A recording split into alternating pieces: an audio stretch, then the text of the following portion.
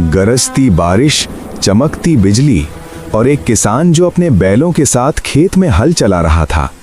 उसे क्या पता था कि आज उसके बैल मरेंगे नहीं बल्कि भूत बनकर लौटेंगे।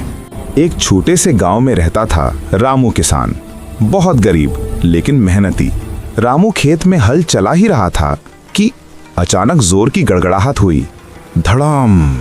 दोनों बैल जमीन पर गिर पड़े। धुआं उठा, मिट्टी कांप गई।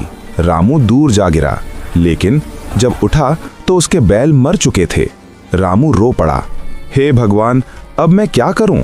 उसके पास दूसरा बैल खरीदने के पैसे नहीं थे। खेती बंद मतलब भूख, कर्ज और बर्बादी। गांव वाले बोले, अब खेत छोड़ दे रामू। लेकिन रामू ने हार नहीं मानी।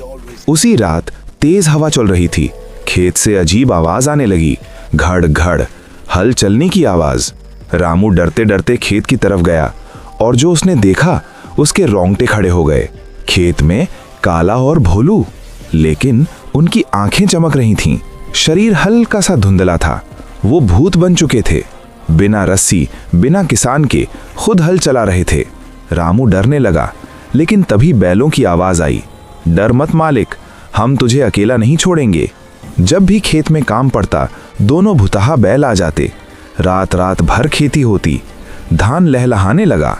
गांव में चर्चा फैल गई, रामू के खेत में भूत काम करते हैं। लेकिन रामू जानता था ये भूत नहीं, उसकी मेहनत और सच्ची दोस्ती की आत्मा थी। एक दिन फसल कट चुकी थी, खेत हरा भरा था। उसी रात बैल आए, मुस्कुराए और बोले, अब तू संभल गया है मालिक, अब हमें जाना होगा। धीरे धीरे वो रोशनी में बदल गए और हमेशा के लिए गायब हो गए। रामू की आंखों से आंसू निकले, लेकिन दिल में सुकून था। जो मेहनत और सच्चे दिल से किया जाए वो मरने के बाद भी साथ नहीं छोड़ती। यही थी भुतहा बैल की कहानी। उसके